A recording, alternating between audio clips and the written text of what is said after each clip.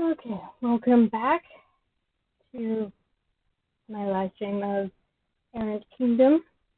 We are doing all three routes simultaneously, so in each chapter of each route, so prologue for the ambassador route, the knight, the nomad, then chapter 1, chapter 2, and we are now working our way through chapter 3. We did chapter 3 of the ambassador route last week. I made some conversation choices that are the same regardless of what else I pick, because it's just too much fun to pick otherwise. Maybe someday I'll pick the other options, but last week was not that day. I thought about streaming the demo of the When the Night Comes revamp on Sunday, and then I forgot to do it on Sunday because I was busy writing. Maybe this coming Sunday, because that's August, and so the Camp NaNoWriMo will be over by then, which takes place in April and July. I reached my goal of 25,000 words and then some. Not all on the project I was working on, but at this point, as long as I'm writing, that's what matters more than anything else. But August, I will actually be posting Sync because it's AU August, basically. And I've actually started writing the fix for it to kind of get a head start in case I get bogged down with other stuff. But for the moment, it's time to stream games. So, today's Knight's turn.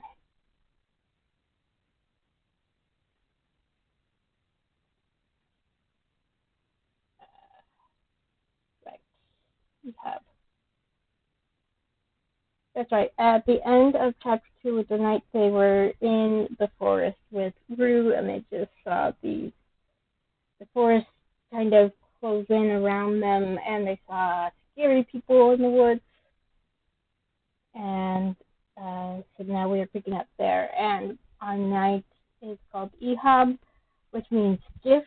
Their last name is Kadir, just like the ambassador and nomad. I like to give them all the same last name just for the hell of it.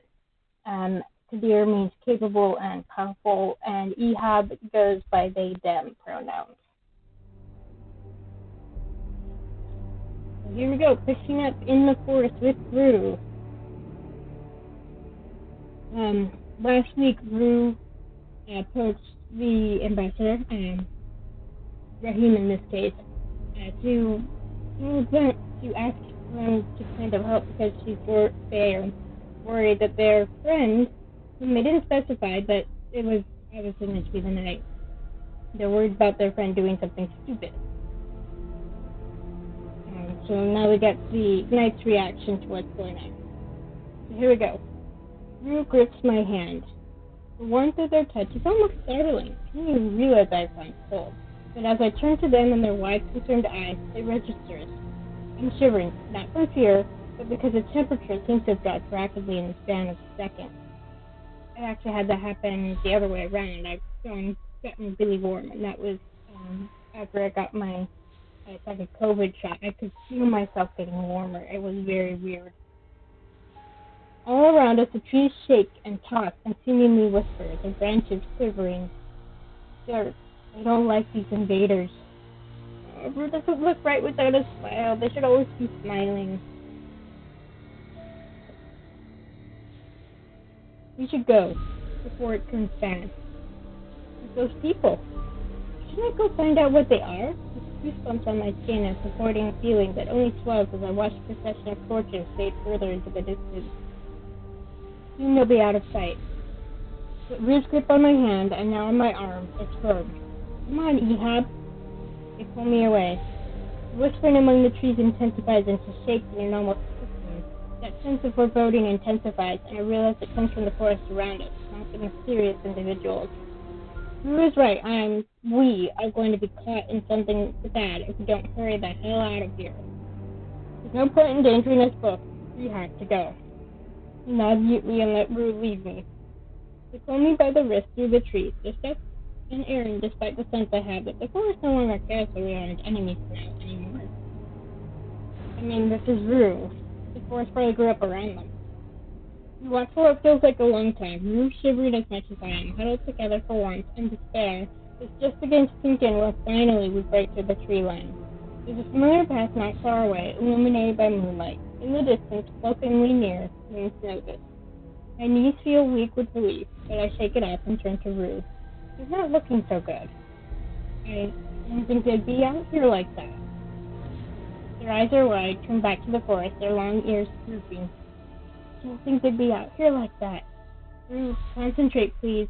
Who are they? Why does the forest react like that?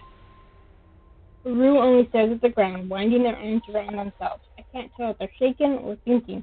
More likely the former, I think. Yeah.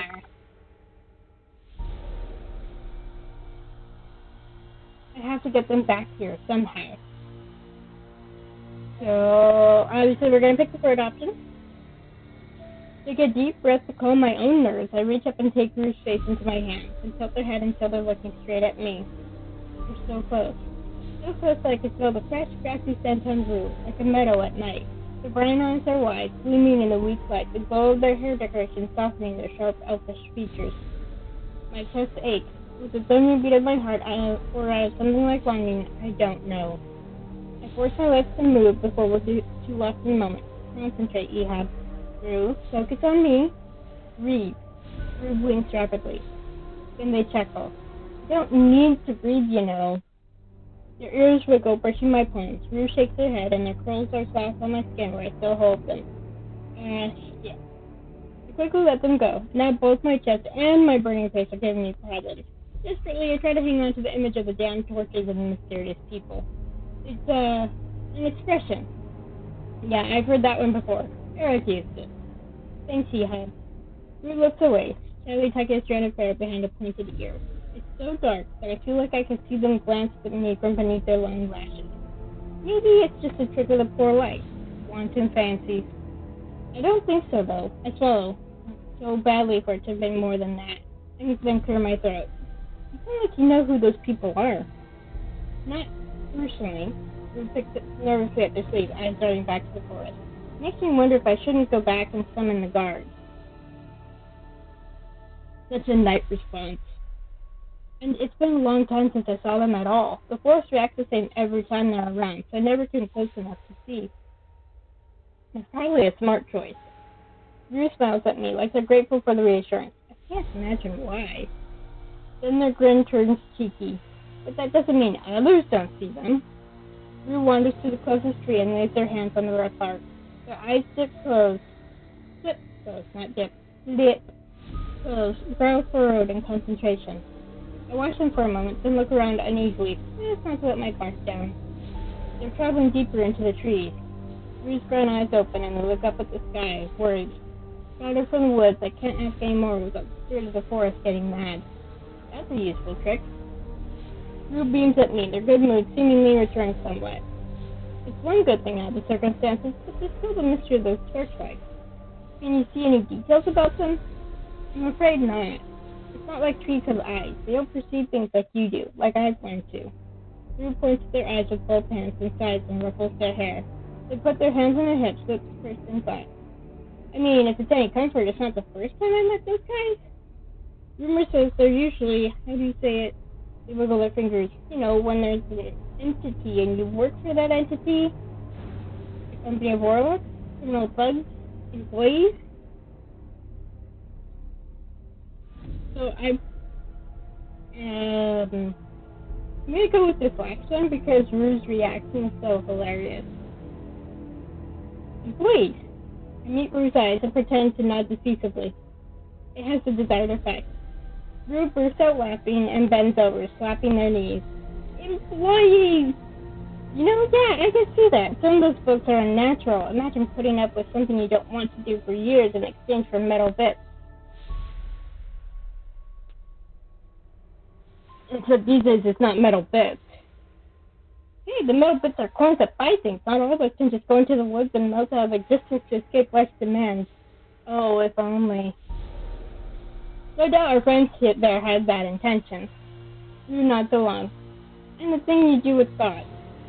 Those are what those people were to whoever it was that, at least I think so. It's the only thing that makes sense for me.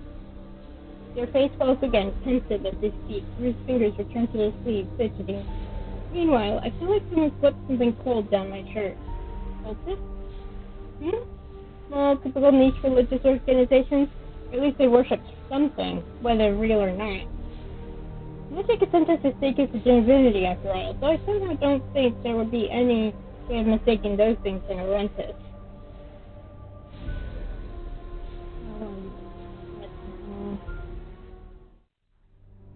Yeah, there we go.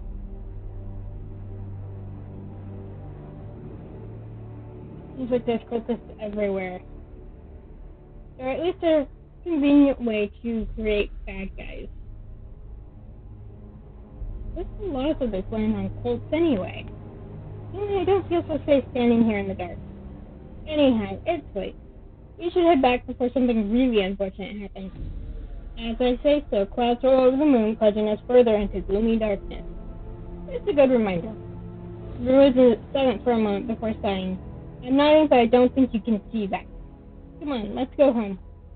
I feel the back of their hand brush against mine, a gesture, seeking or giving of comfort, and I smile at them instinctively before remembering that they probably can't see it either.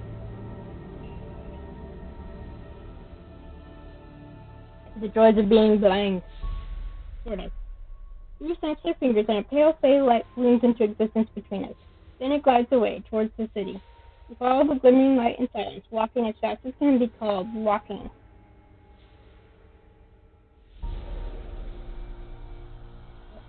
And for some people, that would be almost running anyway. Depends on how fast you're trying to go. Because I have short legs. So a fast walk for some people would be pretty much running for me.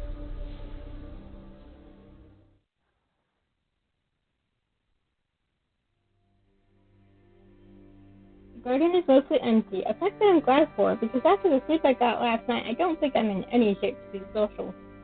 Seeing Rue back to their king tree went smoothly. In fact, that was probably the one thing that grounded me. The fact that it wasn't just a bizarre and ominous nightmare. The rest, not so much. I've encountered a cult, having a meeting in the woods outside of the country's capital. The thought feels absurd at first. Still, isn't that a threat of security? I can't imagine any scenario where something described by a fae as a cult gathering in secret while the forest screams around them is a good thing. Why let would-be troublemakers go? Kadir. Night Kadir. I startle and turn. Livia is frowning at me from a few feet away, arms crossed. Uh-oh. I quickly salute, hoping it's not too sloppy. Commander Vasile. Yiddies. Livia seems to hesitate, which feels strange for her by itself. But then she straightens her back, something I can hear by the shifting of her plate armor, and walks towards me. There's such carefulness when she approaches, I can't help but chuckle. What am I looking like? They treat me like I'm about to spook. Her brows knit at the question, as though both of us... I think there's a missing word there. As if the both of us should find it clear. There's no hiding that watchful and perceptive gaze. Troubled. Which is troubling. What's on your mind? So, obviously, we're going to pick the third option. I think it's just a suspected tick that warrants the commander be concerned about her night, and perhaps feeling special in the moment is a step too far. I think it should be a reflexive tick. Yet, it's already far too late to stop that steady rise of affection bubbling to the surface. Not to be presumptuous, Commander, but do you ask all of your knights what their thoughts are? Of what do you speak? I appreciate your attention, and I hardly think that a good commander wouldn't check up on her knights, though the private exchange is very nice to say the least. I smile at her, and it's not to give her pause, or maybe that admission was. It's hard to say, because I watch her tense up before my eyes sometimes between now and then. You speak as though I'm giving you special attention, Ehab. Then I misspoke, rather the attention is special to me. I see. It's a blush. Blush! I'm sure people would be hard-pressed to believe that the kind of harbinger would be shy, but something like pride overcomes me at the thought. Before, with our similar previous exchanges, she would avert her gaze and initially retreat, So now, don't take this too personally, Hab. A sound mind ensures one's success, along with their physical fitness. Aside from that, however, the word you used, special. Maybe it is. A small confession, and this time she doesn't look away. Even the smallest of smiles left her face.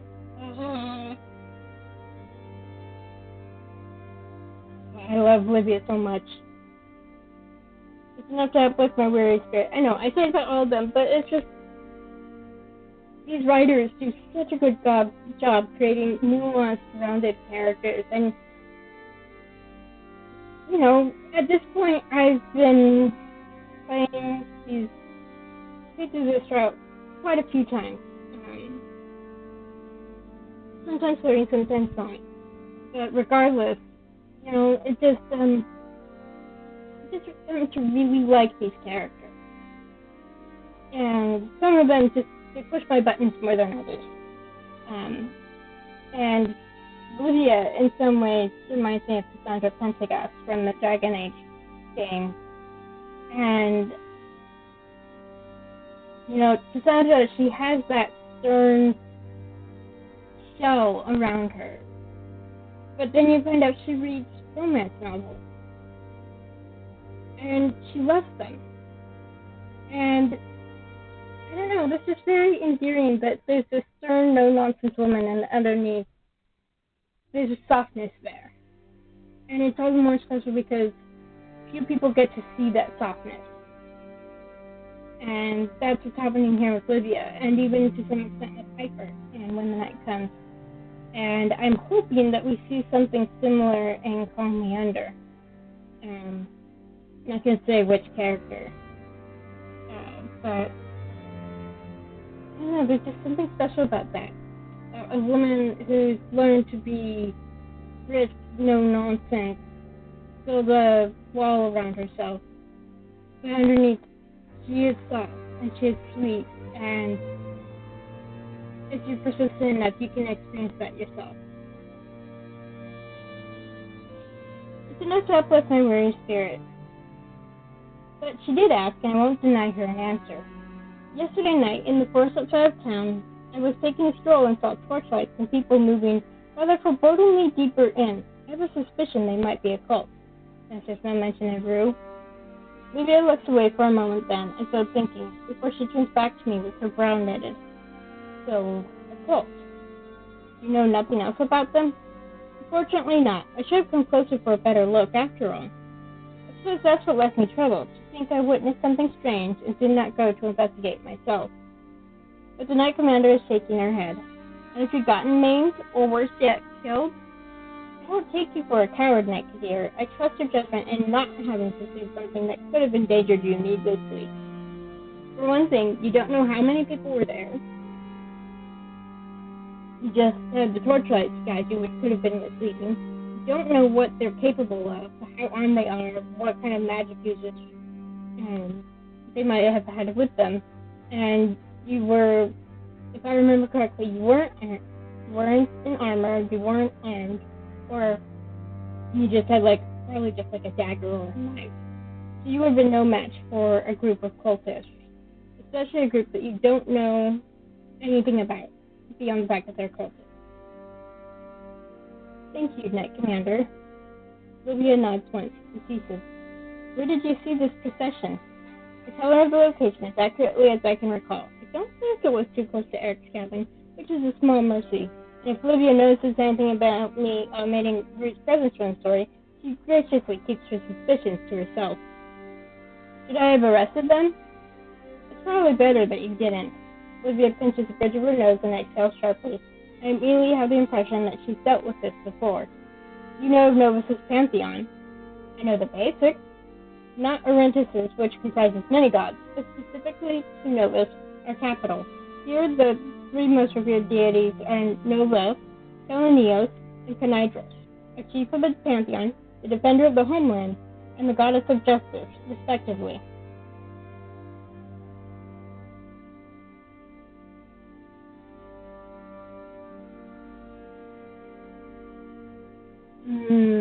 I think those last two are mixed up. This is me going by what I learned, what you learn later on, but yeah. Yeah, there's 3 deities, keep them in mind. It's always been this way, but there's always friction from other worshippers who feel that Novus honors the trio at the almost exclusion of the others, and the worst of them, unofficial congregations like what you might have seen, will do much to cause trouble. Imagine that you had gone after the people you saw and demand their identity or business. If they were finicky, they might have reported it to the authorities as an attempt to interfere with their worship. Here, more than anywhere else, that's a grave offense. I have nothing more than wanting to know why they're taking torches and their friends out in the woods in the middle of the night. Olivia chuckles humorlessly. Naturally, it wouldn't have gone anywhere, not when I'm here. But it's trouble better avoided, especially since you soured some tempers with your victory yesterday. Oh, right, the joust. Yep. Chapter 2. In the excitement of everything else, I almost forgot about it entirely. As a reminder, I can't help but glance around. Rest assured, I won't tolerate peeping Toms. So I can see you're still uneasy. Is it that obvious? Olivia says nothing. She only tilts her head and studies me for a long moment. Just before I can turn uncomfortable, though, her shoulders seem to relax. The morning is still young. Will you spar with me? I beg your pardon? Olivia gives me a look, already walking away. I have no choice but to follow her. She leads me down a side path that I haven't known existed, and it spits us right into a small, grassy training field next to the barracks. So this is how you sneak up on gossiping nobles in the garden. Only when I'm feeling like dealing with their petty venom, which isn't often. Olivia's already shaking off her armor at a nearby bench. Well, I guess we are doing this. I join her, though there's a lot less for me to remove. There's a weapon rack nearby, and Olivia nods at the row of swords on display, mixed but polished, clearly worn with use. Good, the squires haven't been shirking their chores. I don't imagine Mads would, no. I pick up a sword, test its weight, and turn to... Oh. Something the matter? You remember this?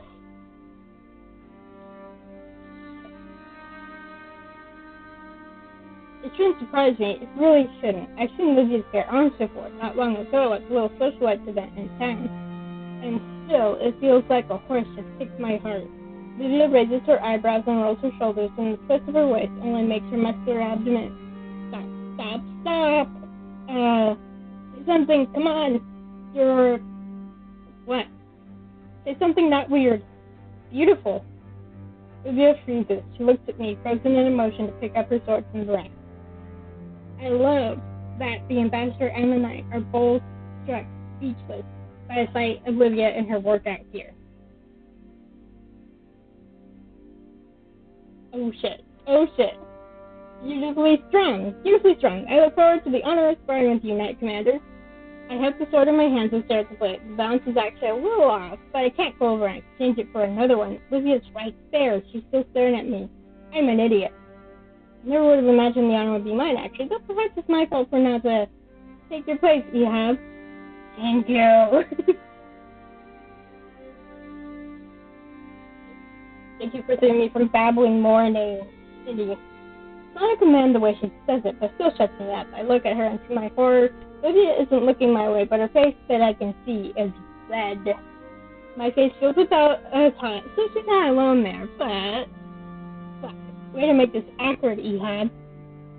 Clearing my throat and trying to swallow back the despair, I obediently take one side of the small training field. Are you ready? The imminent promise of combat at least seems to calm both our nerves them. I nod, watching Livia settle into basic opening stance from across from me, and force myself to size up for the adversary she will soon become. I can almost feel the drawing impact of our blades meeting, and we haven't even begun. Yes. Livia lunges, her eyes bright. I catch her first thrust with the file of my sword and deflect it. The sheer force behind Livia's attack pushes me a step backward. My eyebrows shoot up. I know she's strong, but not this strong. Distraction proves a mistake, however. Livia pushes her advantage, her teeth bared in a snarl, and I have the split-second vague sense that I'm in mortal danger before my own sword twists painfully in my wrist and I have to drop it. I fall to the grass with a thump, Livia stepping back. You're distracted. Can you blame me when you look like that? This CG should be familiar to people who watched the Ambassador playthrough last week. Or are you just admitting defeat? I wouldn't dream of it, Knight Commander. Olivia grins, all teeth and gleaming eyes, and as much as she's gone from my metaphorical throat, I can't help but feel that her excitement is at least a little infectious. So let's get back to it. Yay! The second fight goes better, for me. Olivia doesn't get the chance to disarm me again at least, but there's a very real amount of danger behind each of her strikes that force me to pay complete attention, or else. We dance our way across the small training ground. My arms ache with the force of our deadly while I'm pushing back. I have no choice. It might just be a sparring match, but Livia's relentless pace tells me losing will have dire consequences. It's fitting that one of your bonding moments with Livia as a knight is to spar with her. We part again, and she laughs, throwing her hair back. Her grin is wide, fierce. I wonder suddenly if this was the young girl Eric had trained in his youth. Well done. You kept pace, soldier.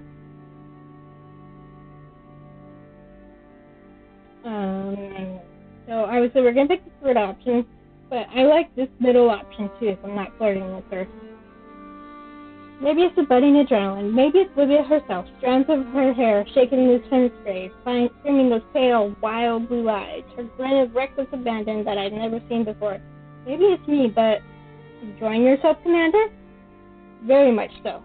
Livia points her sword at me and dips her chin. Her eyes take on a keen, almost predatory gleam. I really shouldn't be this excited, but she lunges again with a cry, and I meet her in the middle.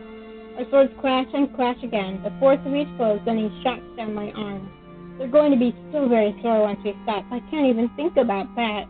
Not when Livia is a miniature hurricane of sheer power and viciously tempered skill, chasing me across the training field and back again, her blade seeking every possible weakness. There's a reason that some knights refuse to compete in the jousting tournament if Livia is participating.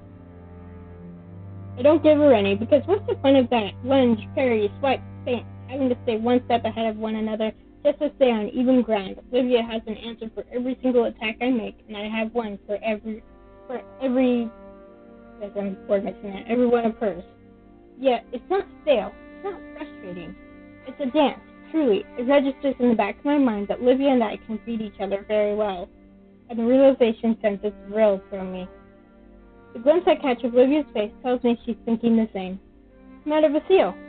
Commander Vasile! The sound of Livia's name forces us to a stopping point. I'm mad. Livia glances in its direction and a deep frown marring her face. The person it's pointed at immediately shrinks a little. Sorry, I didn't mean to interrupt. No, it's alright. Maybe I shouldn't have been the one to say it, considering it wasn't me he interrupted specifically. So I glance at Livia anyway and quickly, almost subconsciously, take a half step towards Max, wanting to cover him from her sight just a little. I shouldn't have worried though. Livia's irritation melted away the moment she realizes who it is. The mask was falling back into place, one of impassive focus. Yeah, as you'll remember from the previous chapter, actually, with the Knight, there seems to be a bit of a bond between Maddox and Livia. Probably because they actually have probably similar backgrounds, at least if what I've gathered from the subtext is any indication. So she kind of knows how he feels, but I don't think she felt right taking him under her wing the way Eric did her. But hopefully the Knight can help with that. Does something require my attention? Some of the senior knights want to talk to you. Maddox shifts back and forth on his feet for a moment before he adds the rest. They're waiting just beyond the garden near the chapel. They want to consult you about a matter, but won't tell me what it is. Livia's eyebrows draw together immediately, and it's like a thundercloud clouds over her head. Before I can ask her what's wrong, she already hands me her practice sword. I apologize, Ehab, but I better go see what it is. Shall I go with you? Livia gives me a sharp look, like she's weighing how much trouble I can cause, which is so absurd I almost open my mouth to ask. Then she shakes her head and walks away to pick up her real sword. It won't be fair to you to get involved in special circumstances around the Stam Palace. I will see you later. Thank you, young squire. Livia nods politely at Maddox, who quickly moves out of her way as she sweeps past us, still in her training clothes towards what I assume are the senior knights awaiting her directive. So that incident she's going to take care of, the ambassador encounters her after said incident. The knight encounters her before said incident. Will we ever find out what this incident was? There's a pause. Then Matt shrugs helplessly and holds up the towels he's brought and a white pitcher. Refreshments? I gratefully take him up on the offer. Seems you almost expected us to be here, Mads. I saw you two from a distance on my way to get breakfast. I thought having these things set aside for afterwards would be prudent, and then got ambushed by the senior knight. I take a much-needed gulp of the water he's brought, only to realize it's not water. Something faintly fruity, something fancy tasting. On his way to get breakfast? Right. Maddox likely ran all the way to the kitchen and asked for something especially refreshing that ran all the way back here. I clasped his shoulder in gratitude as I put my layers back on and put the training swords back on the rack properly so Mads or anyone else won't have to fix them. So, I don't know if people remember from the ambassador route, Cedric mentioned there was this incident right before the ambassador goes to find Livia, where the ambassador sent Yvette, her maid, to get some refreshments, and then Yvette came without them, saying Cedric got them, and then Cedric showed up without them, and suggested the trip to the town, and then when they got back, you run into Maddox, and it's hinted that Cedric gave those refreshments to Maddox. I'm pretty sure Max then gave them to the knights here. So you can see how the different routes are intertwined with each other. You're a good lad, but don't overwork yourself, alright? It's supposed to be your day off, too, isn't it? It's nothing, it's just a small thing. Besides, I didn't have to go all the way back to the kitchen. See? He shuffles his feet and looks everywhere but me, which is fantastically odd and telling. I raise an eyebrow at him. And why is that? Not that I'm not happy that you didn't have to. I had a friend midway. He provided me with the pitcher and the towel. And who's this friend? The same one your eyes glaze over whenever you think about him?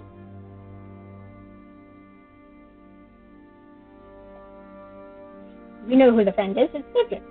Max blocks and drives his elbow into my side. Ouch, that actually hurt a little. Brat. I grin and ruffle his hair, then snatch my hand back before he can swipe at it too. He does anyway, pouting like a petulant kitten. I'm going to run back and get a new one for him since his liege was supposed to be the recipient. Ambassador? I don't know what to say for a moment. I don't want to suggest that our homeland's esteemed envoy has a personal knight who will trade off refreshments meant for them to lowly knight squire, but at the same time, that's very nice of him, wasn't it? So that's why I'm going to return the favor now. I will see you later. Maddox drinks the now empty pitcher and the remaining towels into his arms and power walks out of the training ground. Freckled face, flushed red. Oh my gosh, he's so much red to teeth. I love him so much. Mads. He doesn't stop. I can't resist calling after him anyway. Knights love chocolate and poetry. Bring him some. I think. I can't tell, but I think he might have run the last couple steps to go around the bend to get away from me. Chuckling, I strapped my weapon back on and followed him out. So, obviously in a much better mood now. My muscles will be sore later, I'm sure, but the workout has cleared my head and made me feel much lighter, and I understand why Livia pulled me into it. I can't deny that I'm honestly curious to see what's got Livia so worked up she decides to leave immediately without her armor, but with her real steel sword. But by the time I'm out there, she's already gone. Max did mention the chapel. Theoretically, I could go over there myself and see what's wrong. Then I realized that the last time I saw Livia that worked up was when Raiden was rumored to be around.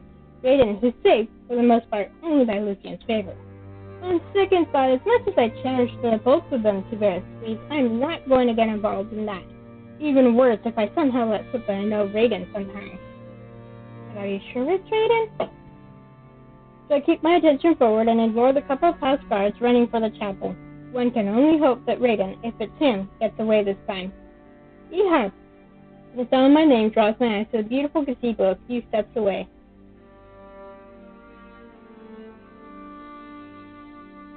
This is also familiar. It's in Chapter 2 of the Ambassador route. Masha lowers her arm now that she's gotten my attention and smiles. Fancy seeing you here, my friend. Care to join me for some tea and breakfast? The sun glints on her golden jewelry and her hair ornaments illuminates her already bright mood. It strikes me how happy Masha looks this morning. Of course. You can see. Come. Masha sweeps her hand at the chair across from her, an elegant gesture of welcome when I hurry over. She sets the long, beautiful quill she's been holding in her hands aside, and I could have sworn it floats off the surface of the table for a moment before settling. But what a beautiful writing instrument. Isn't it? I keep telling our dear ambassador so. Or your dear ambassador, a generous gift from our mutual acquaintance. Oh, I see. Well, the ambassador sure knows how to pick a present. I wonder if that's why Masha seems so cheerful this morning. Perhaps she's someone who likes thoughtful gifts? I take my seat and take a look at the modest but delicious-looking array of cookies, scones, and a pretty little box full of individualized tea bags with strings and metal tags attached, telling me what the flavors are. I'm not so much for tea, but it's probably because I haven't had the right kind of tea. Take your tea, would you? I would recommend these blueberry scones. This batch came out especially good this morning. Did you make this? Indeed. I woke early today and wanted something to do before I had to face the drearier duties of a royal archmage. I was hoping Livia would come and share it with me, but I have no idea where she went. Oh, she was just with me. We were sparring, and then I think she was summoned to some other task. Masha purses her lips in concern and frowns. I wonder how much exactly the royal archmage really knows. But she doesn't say anything, and so I don't either. The tea I picked smells wonderful, strong yet not overpowering. Look at the tag again. How expensive is this thing? Masha is chuckling. Are you not used to more extravagant breakfast? So, yeah, you can indicate if the knight is noble born or not, or just flirt with Masha. And of course, this is me. We're gonna flirt. Never with such lovely company. Masha chuckles and wags her finger in front of my nose, squeaking. Don't be too sweet now, my friend. The big goods get jealous. Can't help but laugh. She really is too good at this back and forth. The presence alone would have made them blush long ago. What's a little more? Well, I suppose it did go a little cold in the meantime. A little blushing might warm them right up. We catch each other's gaze, and for a moment after dissolve into giggling. Okay, that just felt really awkward. I don't even know why. It's just funny, and it feels good to laugh, as Masha has the kind of joy that's infectious. Oh my gosh, she's so beautiful. Yeah, there's a CG of her laughing, and that's probably my favorite of her. I think we've seen it already, actually. I watch her for a moment, the way she flips her hair over one shoulder, trying to hide her grin behind her hand, and then not quite succeeding. I do feel warm all over. She's beautiful. Her features made all the more softer in the sunlight, and floors me still. Some part of my mind finds it difficult to comprehend the fact that Masha is sitting here with me, laughing at me, having invited me over. I quickly take one of the blueberry scones to give myself something else to do, so I won't stare at her overly long, much as I want to do it. This tastes divine, Lady Masha. I'm glad you like it. Like it? I love this. I've never had something this good before. Except perhaps the social event a few days ago. Oh, royal archmage sneaking her own food into such a public event? It's almost cheeky. I give Masha an admiring smile, and she winks. As it turns out, I actually am hungry, having not eaten anything of significance before Olivia dragged me off for that sparring match. Masha watches me as I eat, and I might have felt self-conscious if not for the sheer fondness in her smile. Were you waiting for someone else? No one in particular. I might have been hoping to catch Livia about, but she doesn't have much of a sweet tooth anyhow. Masha sighs and twirls her finger in a circle. The spoon in her cup of tea stirs itself with the motion of her digit. I love sweets.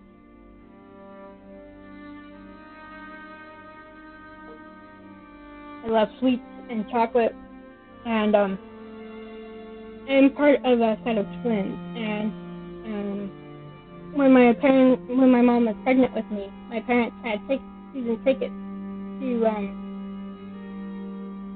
the Dodgers, and every time they went, Mom would get chocolate malt, and my twin swears that she got all the chocolate from those malts while we were in the womb, and I didn't get any, and that's why I love chocolate and she doesn't. I don't know if that's true, but it's still funny. Perhaps my brother, though he too has proven elusive. I'm glad for your company, though. I was afraid you might have been swept up by other courtiers wishing to bother you about yesterday's jousting outcome. Oh, right. With the encounter in the woods so fully occupying my mind, I've almost completely forgotten that I trounced the Nobian knight. And Livia reminded them too, but then they got distracted by sparring. I almost want to cringe. Yes, happy courtiers will likely be on the hunt for me. Don't worry, you are safe here with me. No one would dare interrupt us. So you did plan to save me from the start. Thank you. This encounter was a happy coincidence. How are you doing? I hope yesterday's exertions haven't left you sore. I'm doing fine. If anything, the soreness in my muscles this morning probably came from tensing too hard after what I saw yesterday night. And speaking of which, shouldn't I ask Maja about what I saw? Livia seemed sure that whatever I've seen wouldn't warrant immediate intervention. I trust her judgment. It isn't about that. It's the way the forest reacted yesterday night, I realized. Something normal, or even that of a cult, if it were timeless, would never have made the very forest respond in such a way. Right? You have? I shake my head quickly, trying to clear away the jumbled thoughts. I'm sorry. Don't be. Would you be willing to share what's on your mind instead? I look up at her, surprised, and Maja only smirks. A blind woman could tell something's got your mind in a bind, my friend. Come, tell me. If it's something that puts you ill at ease, I would very much like to hear it. Very well. So I tell her. Recall as much of the scene as I can, and after a moment of hesitation, but don't omit Rude's presence either. Maja listens intently the whole way through without interruption, not even to frown, which makes me feel a little better. By the time I'm finished, my teacup is empty. I don't even remember drinking it. Maja leans back in her chair and staples her fingers. Her brow is furrowed. It's not hard to see that she's thinking, and fiercely. Livia is right not to visibly react. At least, not yet. You know how touchy a militaristic response, especially from the Royal Knights, might be. With things as they are. Maja sighs and taps the table with her fingers, expression pensive. So many things have gone wrong lately, and in too brief a time. It feels sometimes as though we stand on a knife's edge, and I can't fathom what awaits the bottom of the abyss below us. I'm sorry. She shakes her head. Don't be. You've been the cause of none of them. Then she pauses and gives me a sharp, appraising look. You seem like you've found yourself in many relevant situations nonetheless. Thank you for the information. I will dispatch watchers. That's all we can do for now. Do you think what I saw has anything to do with the assassination attempt? I would hope treasonous conspirators wouldn't be so bold as to gather right outside our city gates like that, but I can't rule it out. Despite the worry in her eyes, Maja smiles at me. Thank you for your prompt honesty, my friend. You might have done your part to stop something much worse than rogue strangers in the woods. I sincerely hope it's nothing. I do too. She sighs and picks up the quill, and writes a few glowing blue runes in the thin air. They explode into a scattering of butterflies when Maja blows on them and flutter off. Messengers, I assume. Despite her decisive response, however, the unease I've just managed to keep back since yesterday doesn't quite abate. Not anymore, because I realize Maja hasn't really explained. You have always been forthright with me, Lady Maja, so I have to ask you, what do you make of the forest's reaction? My Hey friends said the land is old, and I understand sometimes old places react violently to being disturbed. But the forest itself seems to abhor those people's presence. Is there something you aren't telling me about the dangers surrounding us? What I want to ask, but I can't bring myself to. Of course it would. Gods and Fae might arise from the same earth, but they bicker worse than most. And there are lesser deities we don't officially recognize, whose mere mention will send far more reasonable folks than the fairies into fits. Maja taps her chin thoughtfully. There's one such lesser deity that's as old as some of our own pantheons, Nereid, an embittered crone who was said to have once been an arrogant noblewoman centuries ago. A representation of self-entitlement, a disease not at all rare among the rich and powerful, true. Hence why we don't care to honor her, goddess or not, but she obtained a lesser following from those who share her sentiments, all the same. I blink. I see. And you think this is the one causing trouble? That would be convenient, wouldn't it? An age-old but unimportant enemy causing unrest and trouble in a way we're used to. Masha leans back in her chair and crosses her legs at the knees. She looks out into the garden, studying the flowers and the flitting birds with an expression so sharp and grim it almost makes me nervous. Assumptions breed complacency. I can't afford to be. A moment passes. Then Masha seems to shake herself and turns back to me. The smile is reassuring again, and I return it as best as I can. I'm so sorry, but I got carried away a little, didn't I? I didn't mean to worry you more.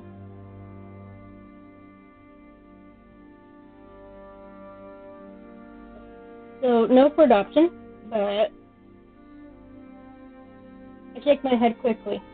No, it's my duty as much as yours to keep this place safe. Masha smiles and reaches across the table to pat my hand. I appreciate my friend. Truly, I do. You're a beautiful knight and a generous soul. This place is not your land, and yet you would dedicate yourself to her safety as though she's your own. She looks away and her smile turns wry, and almost as sad as she twitches the quill in her fingers. More than I can ask of her own citizens at times. They're all the safer for your efforts. Thank you. Well, I mean, they were made a knight of Novus, whether that's in the land of their birth or not. It's part of their duty to protect it now.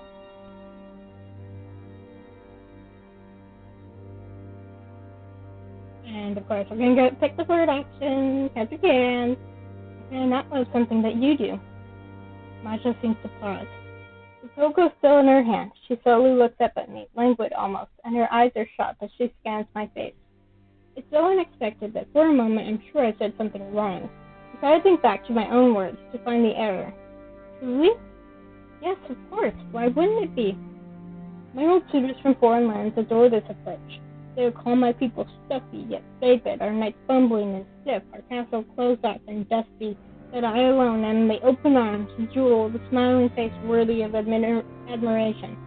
Now just think about that for a moment. They are basically insulting everything about Novus except her. That just doesn't sound right. I would certainly find it off-putting. It's refreshing to hear such words from someone who speaks them to mean all that I love and stand for, rather than only me, in spite of. Masha chuckles like she's laughing at herself and sets her quill down, shaking her head. Was that overly sentimental? I apologize. In that moment, I understand. The Royal Archmage loves this castle and the people in it and outside of it, what they are and what they represent. We're people, from the most to the least, from beggar to lord, that the love precedes the duty. And I understand enough to love her, understand that this must be what the fairy tales mean when they talk about a knight's love for a maiden whose affections might never be reciprocated, but selflessly given anyway. It's got a courtly, forlorn kind of beauty to it, concept, that is. But I'm not something abstract like a rentist or the populace. Masha doesn't symbolize me as an abstraction.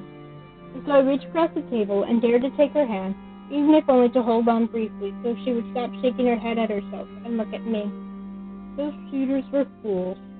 Your dedication, strength, conviction to your position, and the way you take care of things of others, they're inspiring to behold. You are inspiring to behold, my lady. Masha blinks. And then she laughs, quietly, helplessly, but she's not laughing at me. She clasps my hand in both of hers for a moment. Her eyes so bright, they're gems, and they're so, so beautiful. And when she lets me go, it's with gentle reluctance. You're far too good, my dear Ehab. Far too good. Am I good enough for you? How dare you even ask that, as though you doubt it? Masha catches my eye and smiles, chin in hand. For a moment she seems to praise me, and I let her. She somehow doesn't make it feel uncomfortable, like she won't ever find me wanting. Before Masha can speak, however, there sounds of footsteps behind me. This is familiar.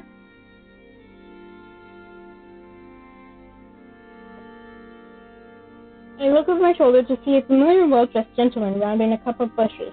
There's a raven perched on his arm, and he looks disgruntled. For a moment, I almost think it's a Vinny, but no. As Nazar gets closer, I realize the raven is too angular and shiny. It's mechanical, its golden beak gleams coldly in the sunlight. Strange that the same metal on Masha adds to a warm glow, and on his pet, it is anything but. Nazar looks up from a piece of paper he's been reading. He stares at me for a moment, looking absolutely unsurprised. You're hiding so well from aristocrats looking to shit in your tea for the jousting results yesterday. I'm tempted to ask your assistance in teaching my courtiers, Knight Kadir. Brother, must you make every compliment sound backhanded? You've always been the better one at saying things to make others feel appreciated, dear sister. Nazar gives the seat I'm in a pointed look.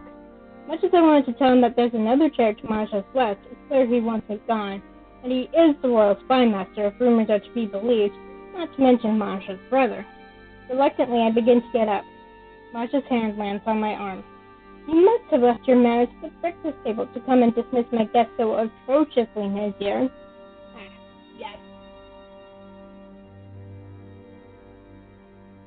Please, make haste to retrieve them if you would take your place. I think this was a word there.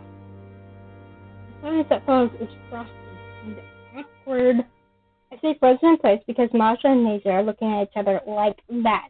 And unfortunately, since I'm in the middle, any movement I make will instantly draw attention from them. I'm still half out of the chair. My muscles are beginning to tight. I can't hold on like this. Nazir sighs sharply and bows. My apologies, Knight Kadir. I was unreasonably rude to you. Apologies accepted. Even if they aren't, I'd better get out of here before this develops any further. Clearing my throat, I straighten and salute them. Nazir smirks. You are a polite one. I'm glad yesterday's victory went to someone deserving. Masha, I'm sorry about interrupting your breakfast. We need to talk. Masha shoots me a reassuring and apologetic smile. I'm sorry for the interruption, as well, Ehab. I will see you later. Anytime you wish, my lady. Masha nods. Nazir slides into the seat I had and stares at me. Shaking my head, I take my leave, but not fast enough to miss the last few words. Anytime, huh? Oh, hush. Yes, they are siblings. I love it.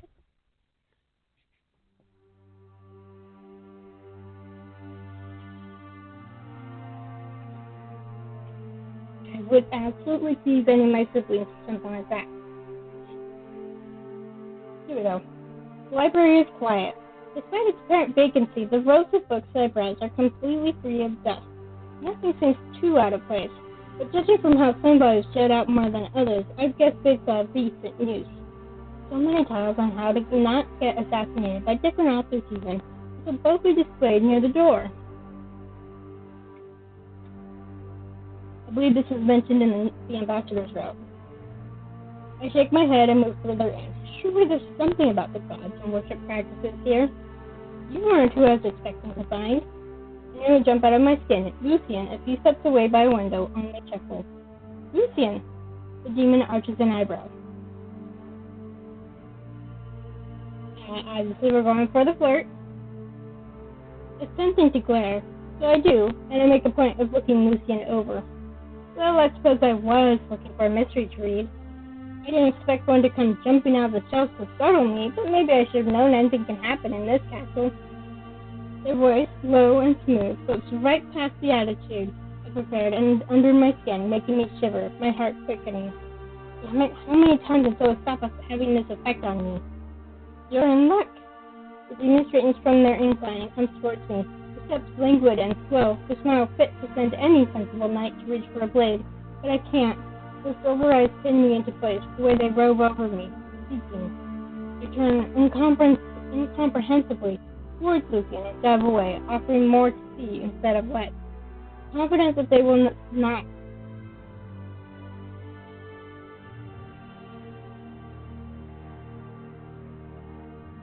Okay, yeah, there's a missing word there. They will not find what they see wanting. Lucian's eyelashes flutter, and I could have sworn their smile widened. I happen to be a much better mystery than what these shouts have to offer. I have no doubt. And they step closer again until we're shoulder to shoulder, because it's almost a pull of gravity, and do nothing more. Of course, because that would be the fun of actually doing more. My birthday I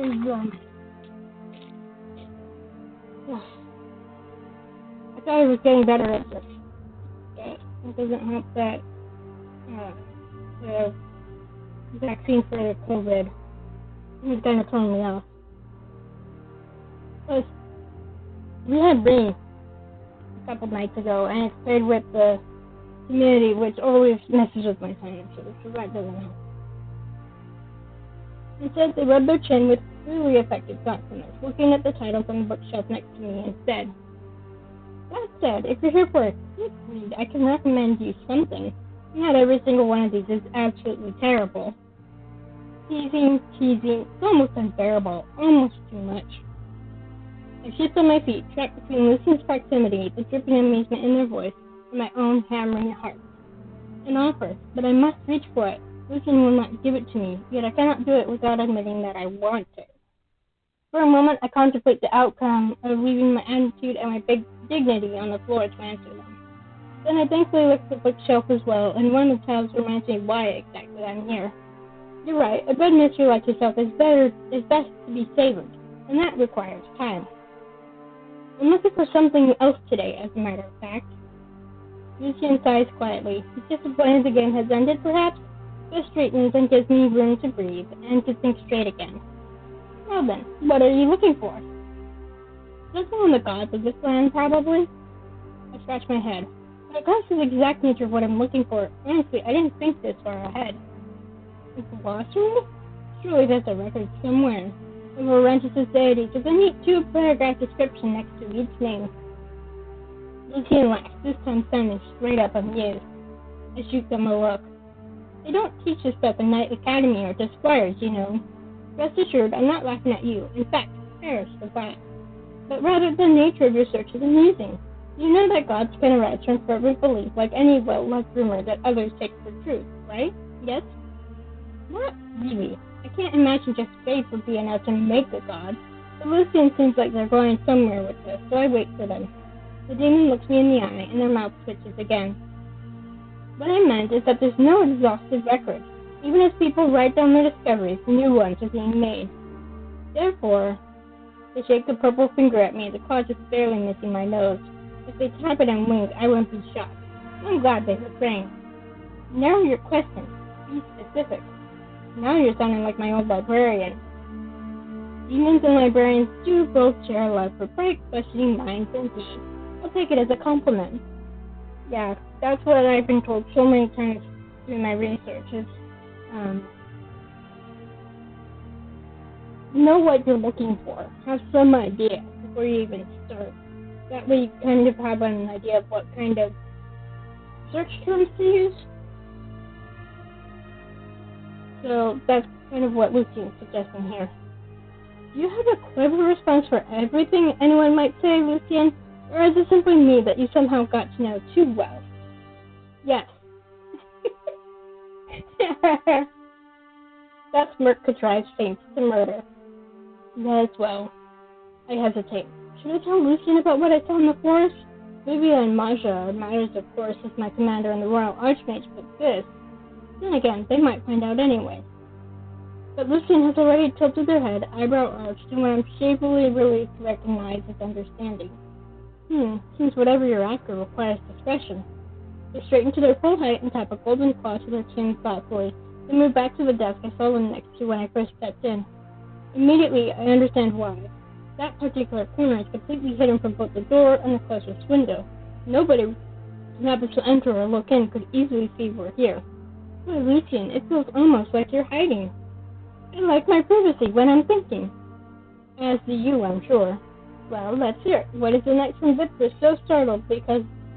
What has the Knights from Victor so startled because of an interruption? There's no chair around the table, inconveniently enough, so I lean on it next to Lucian and crack my eyes. I know I'm making them wait as I put my thoughts together, but after the teasing, I think that's put up with this much. I think I might have encountered some kind of cultic activity. I feel like a broken repeat me smell by this point, but I've been reassured several times that there's nothing more to do about it. It piqued my curiosity. It's realization, I suppose. How little I know of this land and our history, aside from what was taught to me, which wasn't much. I don't like it. not knowing, so I thought perhaps I'd find something here. An admirable proactive approach. Lucian scrapes their golden claw on the table thoughtfully, and I watch them. There's not much I can see, the weight of dark flashes so completely conceal their gaze, but... You've surely been here for a long time, Lucian. What do you know about this land? Too much, but not enough. This is an old place, Ehab. Its entire history isn't something even the gods remember. Your withholding on purpose, with all due respect, tell me the entire truth, or perhaps learn how to better ask for the opponent's cards while preparing your own. Either will work. I frown at them. There's not much to tell. I didn't even see the perpetrators. But it couldn't have been natural from the way the forest reacted to their presence. It was as though it didn't want them to be there. What on earth could have caused such window swings open? Raiden poked his head in. And this is how the ambassador ended up encountering Raiden and Lucian in the library. Am I interrupting something? If I said yes, would you go away? Raiden laughs and swings his feet inside. It's almost eerie how quietly he moves, even as he does it right before my eyes. Of course not. I got a reputation to keep here, your knightliness. He drops into a sweeping, mocking bow, then jumps to his feet with a grin. I glance at the door. Do I remember to lock it? Don't worry yourself, Ehab. If the little snake gets himself caught, it would be entirely his intention. Feeling generous tonight with your compliments? Lucian's eyelashes dip. If I want to intervene, now would be the time. This conversation has to stay on track, after all. Was it you causing the commotion at the chapel earlier, Ray? Or is it Rai? I don't know. Raiden gives me a curious look and gasps in mock offense. Who do you think I am? A Hellion? Lucian laughs while Raiden pouts, but a moment later he shrugs and grins, utterly unrepentant, as usual. There. Wasn't me, though. Wondering if it's that bloke. Which bloke? Raiden waves a hand quickly. Just a guy, nobody for you to worry about, and I promise the person's harmless.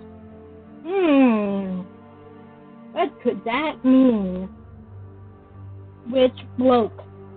Hey, calm down. It's okay. The only one who's any real potential danger is me, and I've got permission to be here. Remember? Anyone else, that Knight Commander is sure to catch them and break their back over her knee like a twig. And honestly, if they're fool enough to get caught, probably better that way. I look to Lucian, who's wrapping their fingers on the desk patiently. Weren't we discussing something else before this interruption? Hey now, I made the appointment first, I thought. He comes right up and leans on the table next to me, so I'm trapped between him and the demon. His grin's wicked. You're shameless. And the sky is blue, pigs only fly when something's really wrong, and so on. What are you two doing? Did you hear anything questionable going on in town that's related to mages and rituals being performed in the woods outside of town? Raiden cocks his head in confusion, then frowns. A moment later, he shakes his head slowly. Nah, if there is, it's got nothing to do with the guild. I did see something freaky outside of town last night. He looked at me with renewed suspicion. Wasn't you, was it? I saw it too. Well, I'm telling you it's bad news, and the further we stay from that stuff, the better. Who knows, they might even do to you what they did to me. Raiden points at his white locks and winks. So, obviously we can insult him, we can be honorable, or we can flirt. Obviously, we're gonna flirt. What? You look good with the white hair. Raiden stares at me like I just called him a cabbage. Then the oddest thing, cheek killer. He laughs, maybe a little too loud, and straightens up. Damn right I do. Damn right, Hey, I might even say you look handsome with white hair. Ain't it against something in your night code to butter up criminals? Your reaction was worth it. Raiden scowls and jabs me in the ribs again. Ow, but worth it. Maybe I should go back to the forest. Why would you? What if you get kidnapped by the Fae or something? That's a possibility, but I'd try to shrug it off. Rue would rescue me, no? And, again, third option. Flirt with just Lucian. Flirt with both Lucian and Raiden. Or no flirt at all. We're going to flirt with both. Because if we're going to romance one, we're going to romance the other, at least this playthrough. I have to admit, I was hoping at least one of you would love me enough to try. I meant it jokingly, but maybe something seems to communicate right. Raiden shifts, uncomfortable almost, and Lucian raises their head as well, Like what I said for tombstones? I'm joking. You better not get into trouble, Ehab. I fucking hate this kind of mess. He glares at me, but it's a vicious, earnest intensity in his eyes more than anything that makes me feel taken aback. I might, but I would unfortunately have to consider it a favor. Lucian's golden jewelry clinks merrily as I turn, and a golden clawed finger tucks under my chin, lifting my head up with the threat of its sharp point. Her smile is pleasant, paralyzed lidded, their perfume seasoning, and their attention is deadly. I gasp for air uselessly over the roar of blood in my ears. And it's a very, very terrible thing indeed to owe your life to a demon. Please see to it that you do everything in your power to keep it yourself. Lucian inclines their head and pulls away at last. The smile is back in place, but sharper than before. I clear my throat awkwardly, Raiden clasps my shoulder, but it feels like there's a warning there. Regardless, why are you so worried anyway? It's true, why am I so worried about it? People here who know better than me have told me repeatedly that it's fine, it's nothing unusual. But I can't shake the memory of last night. Something in that tree's howling, and the way things happened that sticks to me like cobwebs. I can't shake it. I want to retrace my steps there, go past that tree line, deep into the woods, following the sound of footsteps, and deeper, find the answers. Ehab? I shake myself out of the stupor. There's a hand on my shoulder. It's Lucian, looking at me with a raised eyebrow, and something like concern. I'm fine. I don't think you are. No, honestly, I don't know what I am. I need to brush myself off the table, wait until the world is steady again, and something crosses my mind. Eric, he doesn't know about what happened last night so close to his cabin, does he? The man chops wood. What if... I'd better go. Right, well, Raiden's voice drips with concern and skepticism, but he slaps him back twice, hard, and it kind of does help me feel steadier. Take care, and don't overdo it. You're telling me not to overdo it? Hey, do as I say, not as I do. You're the one who should behave. Promise to be on my best behavior. I somehow doubt that, but with Lucy and boring holes in the back of my skull with their eyes, staying too long doesn't feel possible. So I shake off the fog as much as I can and take my leave. Eric, I have to find him. So, if you remember correctly, the ambassador had a conversation with Lucian and Raiden as well. That occurred after this conversation. So, obviously, the knight and ambassador keep almost crossing paths, but not quite.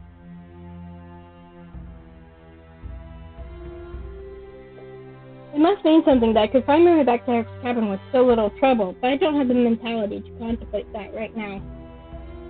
We linger at the edge of the clearing, suddenly unsure whether it's a good idea to be here. Then Eric comes around the house. He notices me instantly. I can see his frown from across the clearing. Well, there's no point in hiding now. I hitch my pack over my shoulder. I'm prepared, just in case, and hurry over. You're dressed for an outing, and you're dressed for an emergency. He lifts me over, his frown deepening in what I belatedly realize isn't irritation, but worry. Yes, I didn't know if you would be alright, so I wanted to leave nothing to chance. Eric squints at me, then shakes his head. Whoa, alright, back up some. What do you mean if I would be alright? Does he not actually remember? So, honorable, neutral, or first. I give him a look. I didn't think my company was so bad you'd forget it immediately. You were drunk, my friend. I helped you home. Now I'm here to see if you're alright. That sounds the most normal, anyhow, and probably the best thing to tell him. Never mind, I'm glad to see him for more reasons than I'm not some kind of rookie that you need to worry about me. I would nonetheless hope that you accept my concern, because I do care what happens to you. Eric blinks. Then he scowls harder and looks away, but I think that's red on his cheek. Feeling bold, I step closer until Eric has no choice but to look at me. He does. He holds my gaze with his jaw set like he's suffering my scrutiny because it's a favor to me. Are you always like this? Defining this. Stubborn, cranky old mule who has a hard time accepting that someone gives a damn about you. Old habits die hard, I guess. He clears his throat and steps back, and I let him go. Let my words and my gaze be enough. For now. Thanks. For coming out here. I mean it. You're welcome. I hesitate, but then he needs to know if it prompted me to come here after all. There's something else. Here we go. Not like that. I'm pulling your leg, yeah. What is it? Have you seen anything strange in the woods this morning? Eric pushes his lips, face darkening. Fortunately, he seems to actually be thinking about it, instead of thinking whether I have something to do with it. Went out to grab some firewood and check my trash this morning. Nothing seemed out of place. Why? So tell him about last night. Eric's face softens a fraction at the mention of Rue, and his eyebrows start climbing at the rest of the tale. He doesn't look at all alarmed, at least though by this point I'm not sure if it's a good thing or not. I leave out the part about the strange compulsion to return here for now. Far away from town, now that I'm here, I'm starting to think it's my mind playing tricks on me too. That wasn't the most unusual thing I've heard. Eric rubs his face and curses. If that will make today's business riskier than it's worth, damn about those bastards. Damn those bastards. Cultists or mages or whatever they are. What business? Mercenary business. The demon's been sighted somewhere close by. They want it gone before it starts eating more than livestock, or worse, starts killing its friends. This close to the capital? Isn't that our job, I want to say? The City Watch's job? Or the Royal Knights? Sure, before my time as commander, small fights like this would be used as hazing for newly appointed knights, guaranteeing that they either fail or die trying to make it. Leave it alone long enough, it might just be another case, not that Livia would let them, I'm sure, so I'm getting ahead of the consequences. Besides, I need something to pay my tavern tab with. Somehow it slipped my mind somewhat that Eric has taken up work as a mercenary. But a demon? I have a momentary hilarious, but also frightening mental image of Lucian in the bushes, daintily wiping animal blood from their mouth with a handkerchief. As you can see, I'm alright, not gotten by cultists hated by trees or anything like that. There's a smirk curling at the corners of Eric's mouth, and I decide I might hate this man a little. So go home, I'll see you later. I made it all the way out here. Wouldn't you at least accept the potions and bombs I brought along? Eric considers this. I mean that I'm coming with you, Eric. Eric snatches it back like he just discovered I can fight. It's almost funny. I definitely did not ask you to do that. That's why I'm saying I will come with. I don't doubt your skills or capabilities, Eric, but I'm going to be looking around here for clues of what happened last night anyway. I don't know that much about the details, but I'm sure magic affects demons in their temperament or strength. It's better that you have a partner. Besides, even if you decline, you'll be tripping over me in the bushes before then. Eric scrunches his nose up in his face, but I hold my ground and stare at him. A solid half-minute passes. Then Eric just throws his hands up, exasperated. Fine, let's go. Thanks. I try not to be too smug. Eric. In a way, he's a bit like Livia. He's got that shell around himself like she does, but there's a softness, a warmth underneath as well. And somehow I really like that.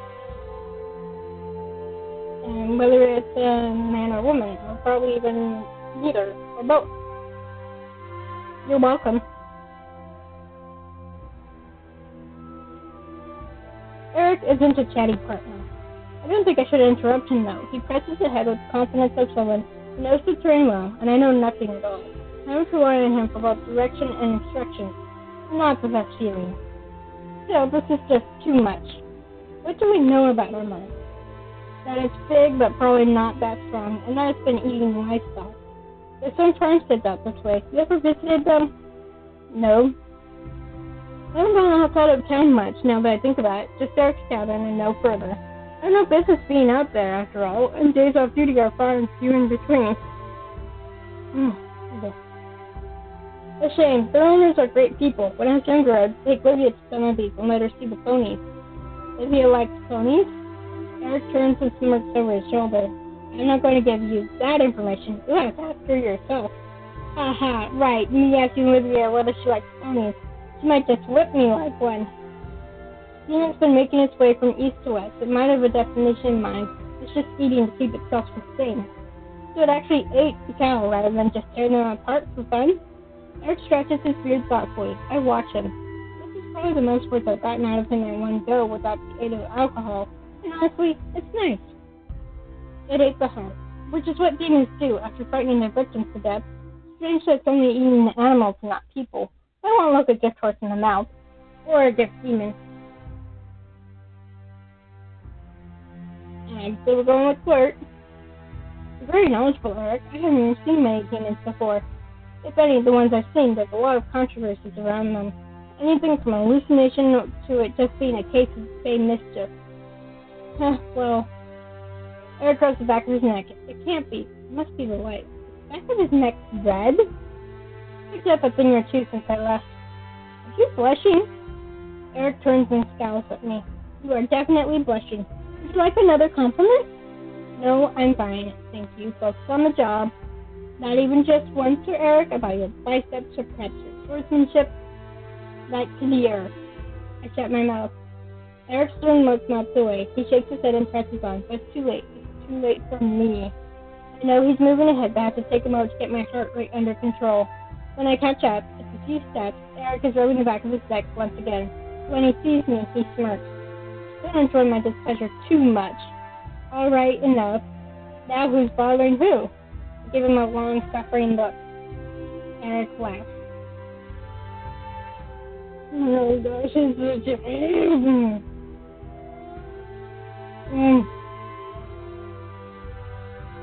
I love that kid's to laugh. Quiet chuckling at first, and then he's laughing for real. The deep chest is guffawing that makes my face burn hot, and my heart do jumping jacks, and not from embarrassment. I think we saw this in the ambassador's route last week.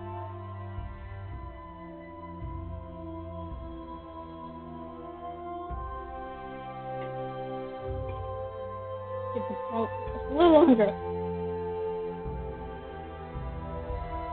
Alright, I get it. I slap his back playfully, but sincerely hope he's going to stop soon, or I might start turning in. You didn't make it easy. You're going to scare the demon off. And whose fault would that be? You started this. Eric stops. I hear it too, a hissing in the trees that has nothing to do with the breezes. All is still. Eric draws his sword, and I follow suit. We take a position at each other's backs, like it's natural, like it's something we've always done. And fluid cooperation gives me a confidence boost. I see it first, large, seething red eyes peering out behind the branches of a nearby tree. The tree itself shudders as whatever's hiding inside leaps off of it onto another. It's a fast one. Not attacking. It's not. It's running away from us, rather, and at inhuman speed. We rush to catch up, but I only vaguely see something on four gangly legs with bristling back fur and horns scampering on the ground before it's out of sight. Eric grabs my arm and shakes his head. Now he's rushing after something that's obviously going to run off. He kneels down on the forest floor and brushes away some dry leaves, revealing scorched tracks like quarry left behind. I join him on the ground, squinting. At least it's not that large. That's the thing about demons. The smaller they are, the worse they get. I'm sure Lucian would resent that. Eric shoots me a wry look. Or take it as a compliment. Come on, let's cut it off. Let's go one more farm in that direction. And that's how humans would hunt before. We were called what are pursuit predators. We can't run as fast as most animals. We can outlast. He sheathes his sword, and after a moment of consideration, holds his hand out to me. I take it and he pulls me to my feet. Don't you feel glad I came along? Don't rub it in, Ehab. We head off.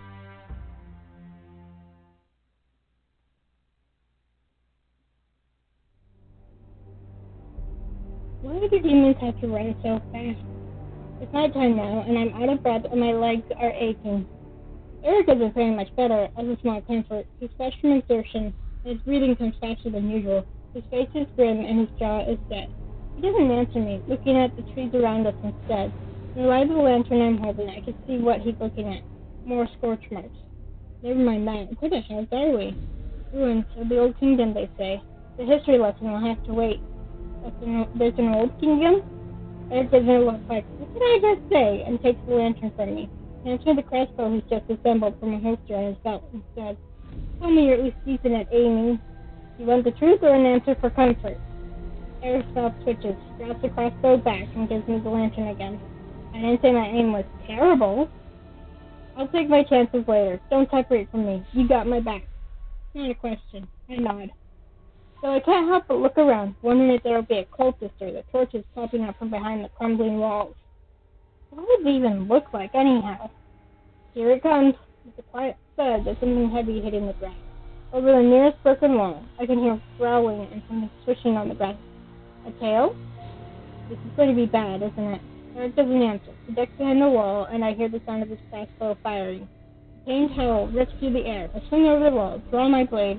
I slash down just in time to avoid a wild-haired, bloodshot-eyed thing from ripping into my neck. The thing crumbles to the ground, writhing, fins and teeth bared. It howls in both pain and anguish, and something much, much, much too close to betrayal. Ehab! There's a hand on my arm. Right, this is a hint. It's hard to see its head, but I don't hesitate with my final blow, and when my blade slides through the hair and still continue, the woods mercifully fall silent. I stand there for a time, staring at the now smoking remnants of what once a demon. And a demon it must have been, with its hellish appearance and long bloody claws and those eyes. Yet as its form dissolves completely, all that it leaves behind are charred, misshapen, but vaguely human bones, and a large dented brute with some kind of red gem. Eric moves to stand in front of me, blocking my view. He has my shoulders. His worried, frowning face fills up my vision. Ehab. I shake myself out of my stupor. Sorry, I'm not hurt. Good. Feel him push me away, but it's not that. He's moving me away from the mess, bodily, still keeping his body in my view to block my sight from the skeleton. It tickles me suddenly how funny that is. I don't need calling either, Eric. Let's go like he finally caught himself. I appreciate it. That was disturbing. It's remarkably human-like. Now you understand why they liken the worst of humans to demons. Eric walks back to the mess and draws his sword. I watch him carefully draw the brooch out and wrap it up. You did it excellently for a first encounter. Most pissed themselves or throw their sword at the thing and book it. Which one did you do? Eric snorts loudly. Recent as it is, I welcome how it breaks the forest silence. I swore so loud the bastard turned to me instead and charged, and then I threw my spear at him, which bounced off, and then we had a fist fight because I couldn't get my sword out in time. Stay with the order long enough, and you're bound to deal with some things you never realize it's anyone's job to deal with. No signs of magical disturbances, but such as suspicious friends, either didn't go this way or I no longer hear him. No, I know he's talking, I can hear him, but the words aren't processing. The tiny calm corner of my mind asks, delayed shock reaction? That isn't it. Something feels unsteady. Not me, but the ground itself. Turn around. In my mind's eye, I see the far-off glow of torches again, moving through the trees, deeper into the forest. Deeper. Turn around. Deeper. Follow the torchlights upon the old path. Turn around. I turn around. Back into menacing trees, rising into a sickly green sky. Light swings down at me, illuminating a path I don't want to take. The glow is not artificial, but natural in a way that frightens instead of comforts. Eric is gone. No one is here. I feel the certainty of that truth like a shiver under my skin. I am alone. Dun dun dun! And you know that looks exactly like what the ambassador saw? Okay. That's the end of chapter 3 for the night. Next week to chapter 3 for the nomad. Fill in some of those holes. I hope people understand now why I'm doing all 3 routes instead of just one. It's taking longer, but I think it's worth it.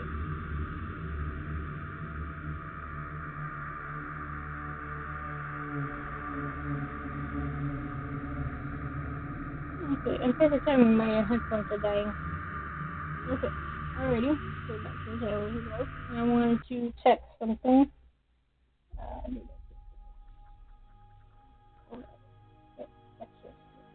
Correct.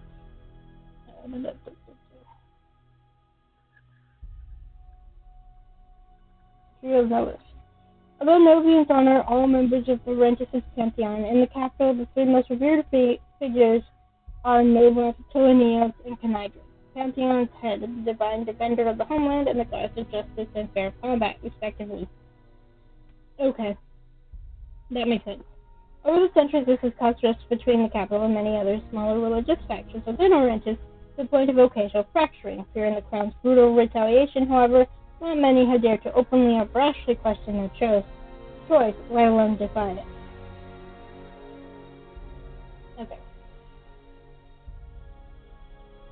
Okay, that makes sense.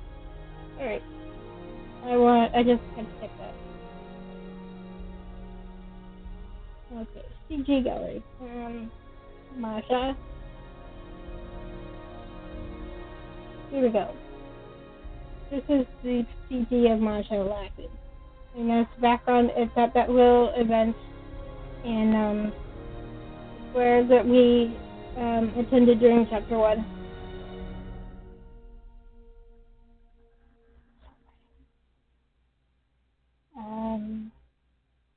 This one we will get to. And we saw this one last time.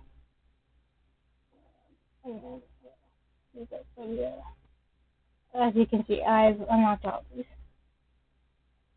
So here's the one of her in her workout clothes.